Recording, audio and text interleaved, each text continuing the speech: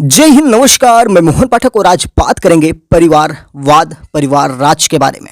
यह हमारा पहला एपिसोड होगा और इसमें हम जानेंगे नेहरू और गांधी परिवार के किस्से, किस प्रकार से देश में परिवारवाद और परिवारवाद से निकला परिवार राज चलता है। तो ये सीरीज काफ़ी लंबी होने वाली है और कई दिनों तक चलेगी और 2024 का चुनाव चल रहा है लोकसभा का। तो आपको ऐसे में कुछ ऐसी चीज़ें जरूर मिलनी चाहिए, आपको जाननी चाहिए कि हमारे देश का पॉलिटिकल किस प्रकार से ऐतिहासिक पृष्ठभूमि रही है, परिवार राज कैसे आया और परिवारवाद कैसे पनप रहा है। क्या देश की सभी पार्टियां परिवारवाद, परिवार राज से ग्रसित हैं, चाहे देश की सरकार में पार्टी हो या देश में पक्ष या विपक्ष में पार्टियां हो, सब में कहीं ना कहीं आपको थोड़ा बहुत परिवारवाद और परिवार राज देखने को मिल जाएगा। और बहुत सी ऐसी पार्टियां हैं जो पूरा का पूरा परिवारवाद और परिवार राज पर ही चलता है, उसमें उनके अलावा कोई और किसी पद पर आ ही नहीं सकता, और आता भी है तो सिर्फ रिमोट कंट्रोल से काम चलता है। तो चलिए सब कुछ जानेंगे। आज पहले एपिसोड में हम ये जानेंगे नेहरू गांधी परिवार के किस्सों के बारे में।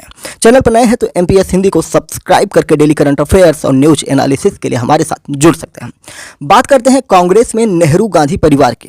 ये 5वीं पीढ़ी का दबदबा है। 140 साल पुरानी पार्टी में 51 साल अध्यक्ष पद पर गांधी नेहरू परिवार के सदस्य ही रहे हैं। सोनिया गांधी सबसे ज्यादा 22 सालों तक पार्टी की अध्यक्ष रही हैं।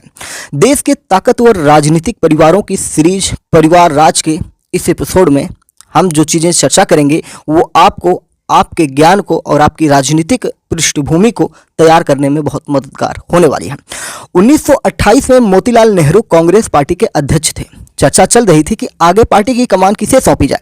15 जून 1928 को मोतीलाल ने महात्मा गांधी को एक पत्र में लिखा, मुझे पता है कि वल्लभ भाई पटेल कांग्रेस अध्यक्ष बनने के काबिल हैं, हालांकि सभी परिस्थितियों को ध्यान में रखें तो जवाहरलाल नेहरू कांग्रेस अध्यक्ष पद के सबसे बेहतरीन विकल्प हैं। किन्होंने ये पत्र लिखा था? मोतीलाल ने लिखा था। मोतीलाल कौन है? पंडित जवाहरलाल नेहरू के पिता हैं। तो ये समझ जाइए कि परिवारवाद और परिवार राज कैसे आगे बढ़ते चला रहा। महात्मा गांधी ने जवाब दिया, अभी समय नहीं आया है कि जवाहर को यह जिम्मेदारी दी जाए। 21 जुलाई को एक और पत्र में मोतीलाल ने जोर देते हुए लिखा, हमारी पीढ़ी खत्म होती जा रही है। आज़ादी का यह संघर्ष आज नहीं तो कल जवाहर जैसे लोगों को ही जारी रखना होगा, इसलिए जितना जल्दी वे शुरुआत करें उतना अच्छा होगा। अगले ही साल 1929 के लाहौर अधिवेशन में जवाहरलाल नेहरू को पहली बार कांग्रेस अध्यक्ष बना दिया गया और ये परिवारवाद, परिवार राज की पहली सीढ़ी छत पर लगा दी गई थी। यह किस्सा बताता है कि मोतीलाल नेहरू ने अपने बेटे जवाहर के लिए भूमिका बनाई और आखिरकार जवाहरलाल नेहरू उस समय की सबसे बड़ी पॉलिटिकल पार्टी कांग्रेस के अध्यक्ष बन गए। तब से ये सिलसिला लगातार जारी है, जिसे अगर हम मीडिया की भाषा में कहें तो बदस्तूर जारी है। अब तक परिवार के 6 सदस्य पार्टी अध्यक्ष बन चुके हैं। नेहरू गांधी परिवार के वो 6 लोग जो कांग्रेस अध्यक्ष बने हैं, आपको हम बताते हैं। पहले हैं 1919 से लेकर 1928 तक मोतीलाल नेहरू, जो जवाहरलाल नेहरू के पिता थे। उसके बाद मोतीलाल नेहरू के अनुरोध पर गांधी जी के द्वारा जवाहरलाल को ढेर सारा प्यार, अपार दुलार देते हुए 1929 और 1930 के बीच में अध्यक्ष बनाया गया। फिर उसके बाद 1936, 1937 के लिए अध्यक्ष बनाया गया। फिर देश की आज़ादी से पहले आपको हमने प्रधानमंत्री की सीरीज में बताया था कि किस प्रकार से लोगों को दरकिनार करते हुए जवाहरलाल नेहरू को 1946 में फिर से अध्यक्ष बना दिया जाता था, क्योंकि उस समय सबको पता था कि जो भी कांग्रेस का अध्यक्ष होगा वही 1947 में प्रधानमंत्री बन जाएगा।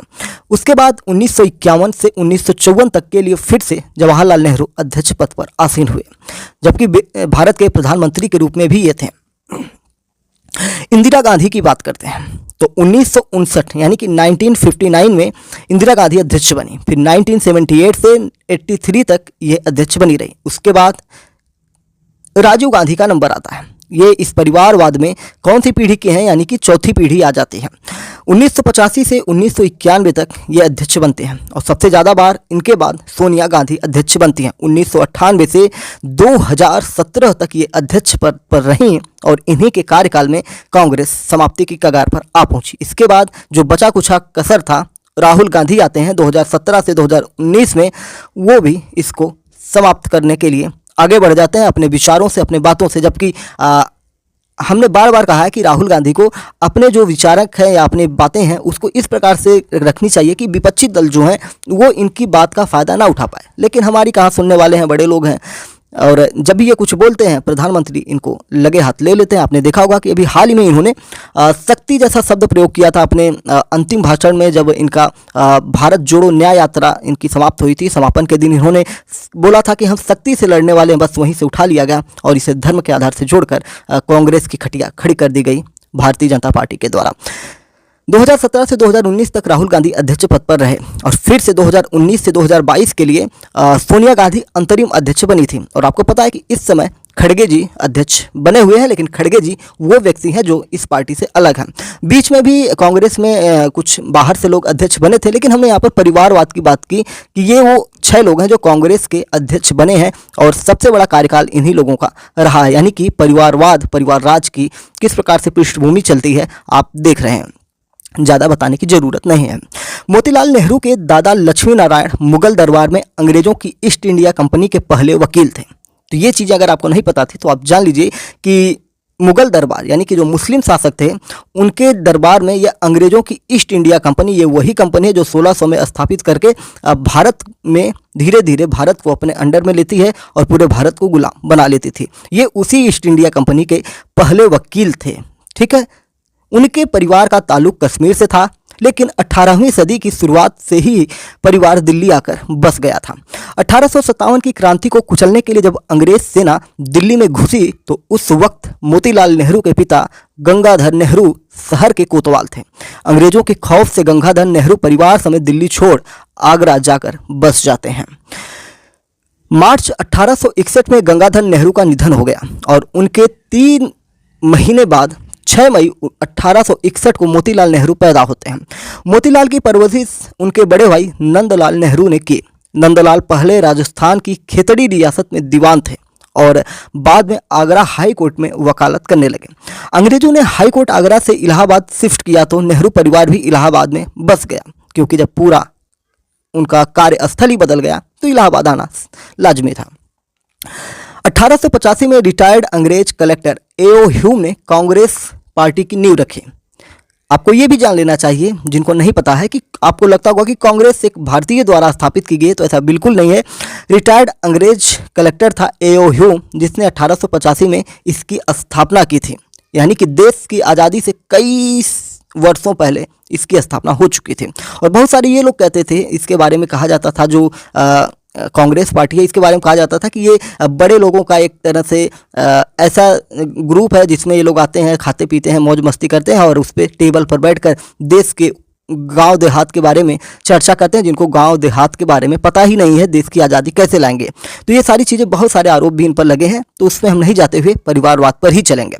उस दौर में कांग्रेस देश के बड़े जमींदारों और बैरिस्टर की पार्टी मानी जाती थी। मोतीलाल नेहरू तब तक इलाहाबाद हाई कोर्ट में वकालत शुरू कर चुके थे।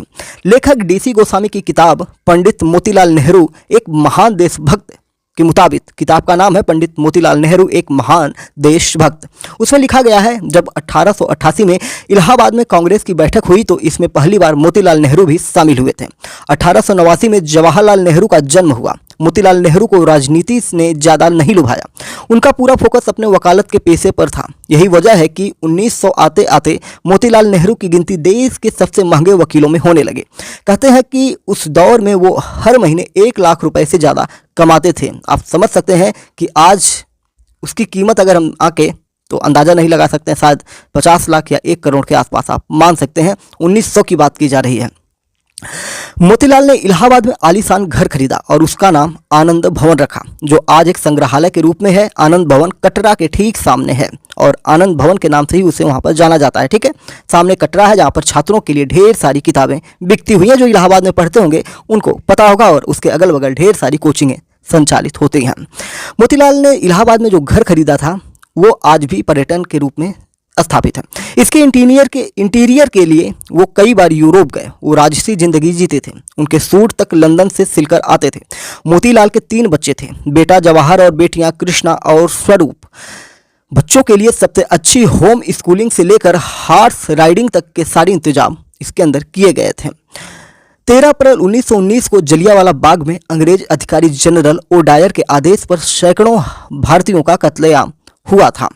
इस वक्त अंग्रेजों के खिलाफ आम लोगों के अंदर गुस्सा किसी ज्वालामुखी की तरह उबल रहा था। मोतीलाल भी उनमें से एक थे जो उस जलियांवाले बाग कांड से क्षुब्ध थे और दुखी थे। दिसंबर 1919 में अमृतसर में जब कांग्रेस पार्टी की बैठक हुई तो मोतीलाल को राष्ट्रीय अध्यक्ष चुन लिया गया। अब कमान इनके हाथों में थी। मोतीलाल के नेतृत्व में कांग्रेस पार्टी इसी गुस्से के सहारे अंग्रेजों के खिलाफ एक बड़े अहिंसक आंदोलन की तैयारी कर रहे थे। 4 सितंबर 1920 को गांधी जी ने असहयोग आंदोलन की शुरुआत कर दी। तब मोतीलाल ने उनका समर्थन किया। परिणाम ये हुआ कि उन्हें गिरफ्तार कर लिया गया। बात करते हैं दूसरी पीढ़ी में। स्वराज सफल नहीं हुई। कांग्रेस में नेहरू के लिए सिफारिशें किस प्रकार से की गईं, ये आपको जानना जरूरी है। बात है 1922 की गर्मियों की। गर्मियों में जब मोतीलाल नेहरू जेल से बाहर आए तो कांग्रेस पार्टी कई गुटों में बंट गई थी। 1923 में मोतीलाल नेहरू ने CR दास के साथ मिलकर स्वराज के नाम से एक नई राजनीतिक पार्टी बनाई। हालांकि उनका ये प्रयोग ज़्यादा दिनों तक सफल नहीं हुआ और 1925 में दोबारा इस पार्टी का कांग्रेस में विलय कर दिया गया।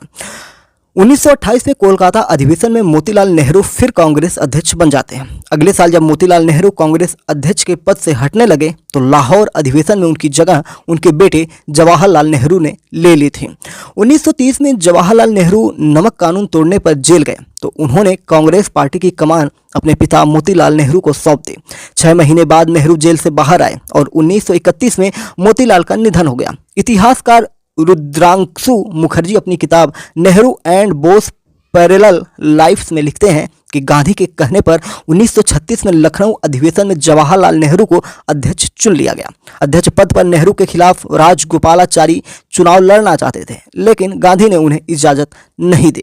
दिसंबर 1936 में अगले साल के लिए भी नेहरू को अध्यक्ष बनाने का प्रस्ताव फैजपुर सम्मेलन में पेश किया गया। सरदार पटेल को यह पसंद नहीं आया।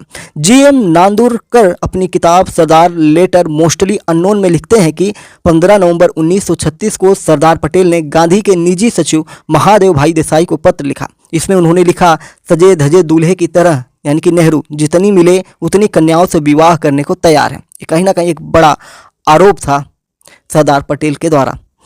15 अगस्त 1947 से साल भर पहले ही साफ हो गया था कि भारत की आज़ादी अब ज़्यादा दिन दूर नहीं होगी।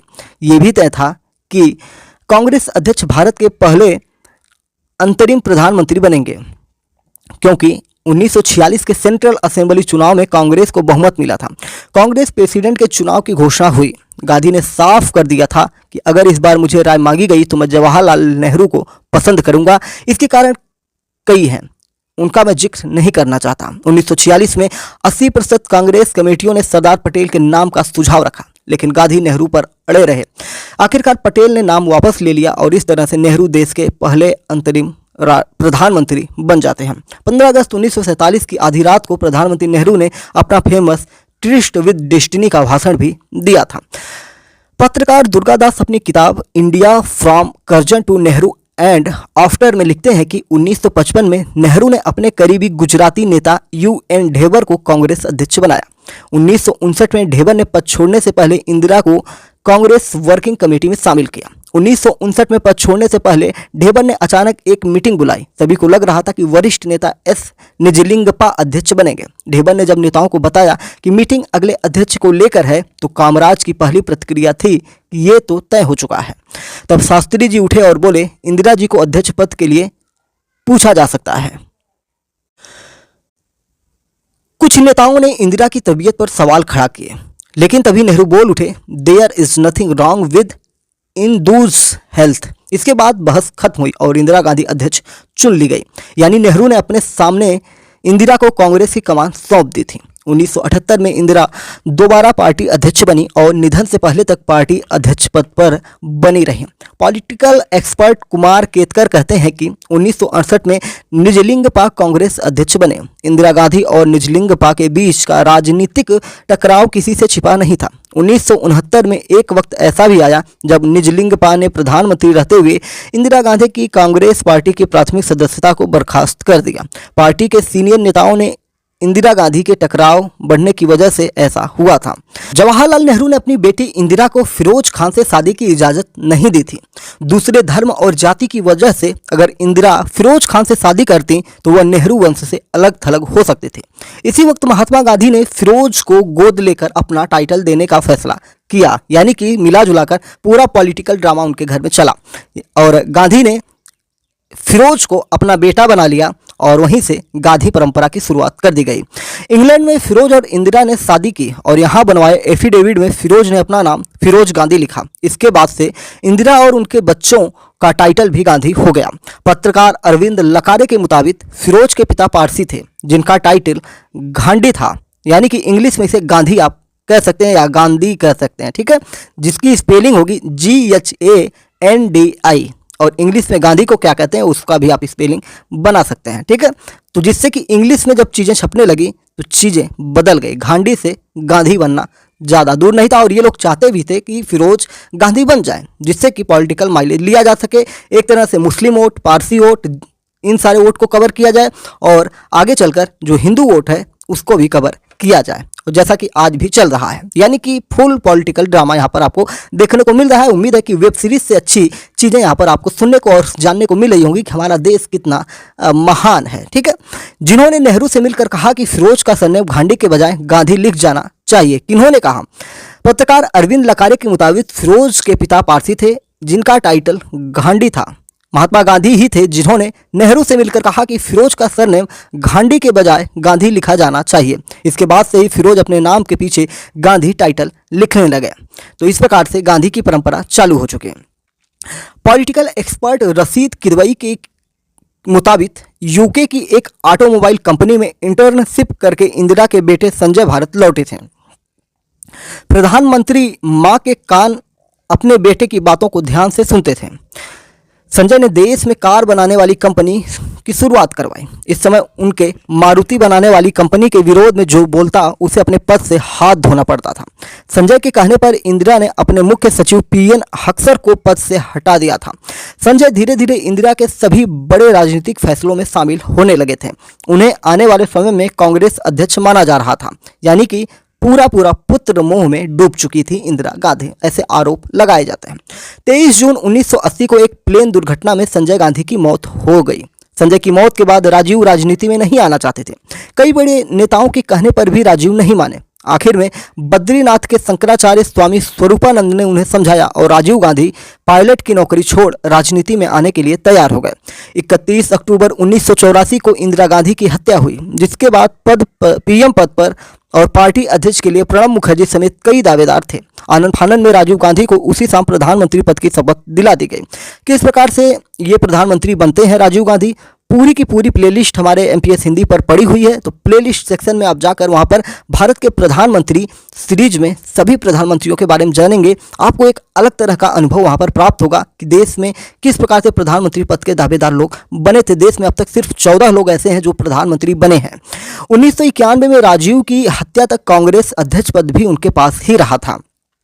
1991 में पति राजीव गांधी की आत्मघाती हमले में हत्या किए जाने के बाद सोनिया ने राजनीति में एंट्री के प्रस्ताव को ठुकरा दिया। कई बड़े कांग्रेस नेताओं के आग्रह के बावजूद वह 7 साल तक राजनीति से दूर रही, क्योंकि उनको डर था कि कहीं उनको भी उनके अन्य परिवार के सदस्यों की तरह कुछ कर न दिया जाए। 1996 में PV नरसिम्हा राव के बाद सीताराम केसरी कांग्रेस अध्यक्ष बने। उनके अध्यक्ष बनते ही कांग्रेस में बगावत शुरू हो गई। राजेश पायलट, शरद पवार जैसे नेताओं से केसरी की ठन गई। वरिष्ठ पत्रकार रशीद किदवई के मुताबिक राजीव की हत्या के 7 साल बाद सोनिया ने कांग्रेस की कमान अपने हाथ में लेने पर हामी भर दी। 1997 में सोनिया ने कोलकाता अधिवेशन में पार्टी की प्राथमिक सदस्यता ले ली। हालांकि अध्यक्ष पद का रास्ता इतना आसान नहीं था। केसरी अध्यक्ष पद छोड़ने के लिए तैयार नहीं थे, वो पद नहीं छोड़ने पर अड़ गए। इसके लिए सोनिया ने कांग्रेस कार्य समिति यानी CWC में गांधी नेहरू परिवार के वफादार नेताओं की मदद ली। CWC ने विशेष शक्ति का प्रयोग करते हुए सोनिया को सीताराम केसरी की जगह पार्टी प्रमुख नियुक्त कर दिया। अखिल भारतीय कांग्रेस कमेटी यानी AICC ने 6 अप्रैल 1998 को इसकी जानकारी दी। इस तरह गांधी नेहरू परिवार का एक और सदस्य कांग्रेस का अध्यक्ष बन जाता है। 15 मई 1999 को लोकसभा चुनाव से ठीक पहले वरिष्ठ नेताओं शरद पवार, PM संगमा और तारिक अनवर ने सोनिया गांधी को विदेशी मूल का बताकर उनके प्रधानमंत्री पद के उम्मीदवार बनने का विरोध किया। इस विरोध के बाद सोनिया ने कांग्रेस कार्य समिति को भावुक पत्र लिखकर अपने पद से इस्तीफा दे दिया। सोनिया ने अपने पत्र में लिखा, भले ही मेरा जन्म विदेशी धरती पर हुआ, लेकिन मैंने भारत को अपना देश चुना है। मैं आखिरी सांस तक भारतीय ही रहूंगी। भारत मेरी मातृभूमि है, मुझे अपने प्राणों से भी अधिक प्रिय है। और हमारा जो संविधान है उसमें अगर देखा जाए ना, तो जब कोई महिला भारतीय पुरुष से शादी करती है तो वो भारत की नागरिकता मिल जाती है। और इस हिसाब से भी संवैधानिक रूप से भी सोनिया गांधी भारत की थी, और जिस प्रकार से वो अपना चीज़ें व्यक्त कर रही थी वो भारतीय होने का गर्व कर रही थी। सोनिया के समर्थन में दिग्विजय सिंह, शीला दीक्षित, अशोक गहलोत और गिरिधर गमांग जैसे बड़े नेताओं और मुख्यमंत्रियों ने भी अपना इस्तीफा दे दिया। सैकड़ों कांग्रेस कार्यकर्ता भूख हड़ताल करने लगे। सोनिया से इस्तीफा वापस लेने की मांग कार्यकर्ताओं की ओर से जोर पकड़ने लगी और सोनिया गांधी 20 मई 1999 को CWC ने पवार, संगमा और अनवर को 6 साल के लिए पार्टी से बाहर कर दिया गया। पार्टी के इस फैसले के बाद सोनिया गांधी ने भी अपना इस्तीफा वापस लेने के लिए तैयार हो गए। 5 दिन बाद पार्टी प्रमुख के रूप में उनकी वापसी का स्वागत करने के लिए कांग्रेस पार्टी ने एक भव्य कार्यक्रम किया। वहीं CSDS लोक नीति के सह निदेशक सुहास पॉलसीकर का मानना है कि सोनिया गांधी का कांग्रेस अध्यक्ष बनना वंशवाद की राजनीति का नतीजा नहीं था। राजीव की मौत के बाद जब कांग्रेस पार्टी बिखर रही थी तब उन्हें एक ऐसे नेता के रूप में लाया गया था जो उस पार्टी को उस समय सभी के लिए स्वीकार्य था। हालांकि इस बात से इनकार नहीं किया जा सकता कि उन्हें नेहरू गांधी परिवार से होने का फायदा मिला है। 19 साल से ज्यादा समय तक सोनिया गांधी कांग्रेस अध्यक्ष रही। 2014 में कांग्रेस बुरी तरह से लोकसभा चुनाव हारी और प्रधानमंत्री नरेंद्र मोदी का बोलबाला पूरे भारत में डंका बजा। 2019 में भी ऐसा ही हुआ। 2014 में कांग्रेस बुरी तरह लोकसभा चुनाव हार चुकी थी। राज्यों में भी लगातार हार का मुंह देखना पड़ा। उनके मुख्यमंत्रियों की संख्या लगातार घटती गई। उस समय सोनिया गांधी की तबीयत भी खराब रहती थी। ऐसे में उन्होंने अध्यक्ष पद छोड़ने का फैसला किया। 2017 में जयपुर में हुए कांग्रेस के चिंतन शिविर में जिस नए अध्यक्ष का चयन हुआ वे थे राहुल गांधी। एक बार फिर कांग्रेस की कमान गांधी परिवार के पास आ चुकी थी। राहुल के अध्यक्ष बनने के बावजूद हार का सिलसिला नहीं थमा। 2019 लोकसभा चुनाव में हार के बाद राहुल गांधी ने कांग्रेस अध्यक्ष पद से इस्तीफा दे दिया। राहुल ने कहा था कि कांग्रेस में गांधी परिवार के अलावा नए लोगों को जिम्मेदारी लेनी होगी, इसलिए मैं पद छोड़ रहा हूं। अब किसी और को पार्टी अध्यक्ष बनाया जाए। फुल टाइम अध्यक्ष न होने की स्थिति में कांग्रेस की कमान सोनिया गांधी के ही हाथों में आ गई। आखिरकार 2022 में अध्यक्ष पद के लिए चुनाव हुआ। इसमें मल्लिकार्जुन खड़गे और शशि थरूर ने चुनाव लड़ा। गांधी परिवार मल्लिकार्जुन खड़गे को चाहता था और आखिरकार वही कांग्रेस अध्यक्ष बन चुके थे। मल्लिकार्जुन के अध्यक्ष बनने के बावजूद पार्टी के फैसले में गांधी परिवार की झलक दिखती है। चाहे संगठन के अहम पदों पर नेताओं का चुनाव हो या किसी अहम प्रेस कॉन्फ्रेंस को संबोधित करना हो, मल्लिकार्जुन की टीम में गांधी फैमिली के लॉयल अजय माकन, जयराम रमेश और वेणुगोपाल जैसे लोग शामिल होते हैं। इसके अलावा कर्नाटक के DK शिव कुमार और मध्य प्रदेश में कमलनाथ की जगह जीतू पटवारी को प्रदेश अध्यक्ष बनाने के पीछे भी राहुल का ही हाथ माना जाता है।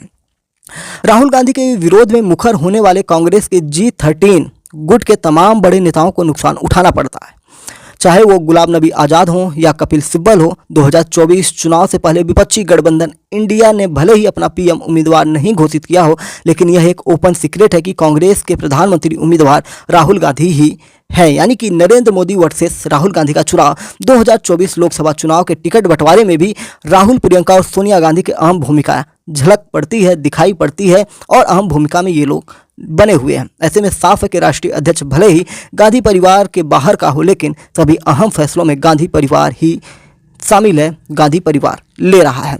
तो अगली कड़ी में हम किसके बारे में चर्चा करेंगे ये तो आपको अगली कड़ी में ही जानना पड़ेगा, जिसमें हम लालू प्रसाद यादव के परिवार की कहानी बताएंगे, जिसमें आजकल आरोप लग रहे हैं कि एक बिटिया कहीं विदेशों में रहती थी, उसके बच्चे वहीं विदेशों में पढ़ते हैं, उसका पूरा परिवार यानी कि उसके ससुराल के लोग विदेशों में ही सारा कारोबार करते हैं और अचानक से बिहार की धरती पर आकर वो बिटिया चुनाव लड़ रही है। तो ऐसे बिहार के लालू प्रसाद यादव के परिवार की कहानी हम आपको बताएंगे। तो चलिए बन जाइए, जुड़ जाइए MPS हिंदी के साथ।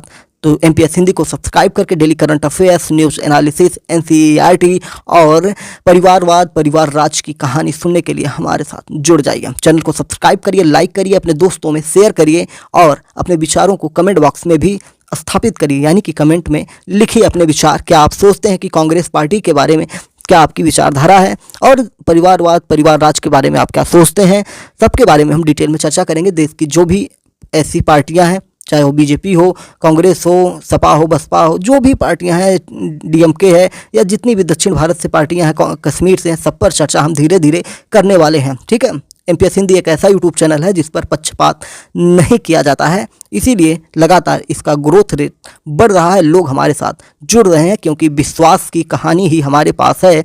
भले ही वीडियोस की क्वालिटी क्वांटिटी में कमी आपको मिल जाएगी, लेकिन जो आपको मैटर मिलेंगे, फैक्ट मिलेंगे, वो कहीं ना कहीं हमारी तरफ से 100% प्रामाणिक होने वाले होते हैं। ठीक है, तो चलिए फिर मिलते हैं एक अगले एपिसोड के साथ। जय हिंद, नमस्कार, भारत माता की जय।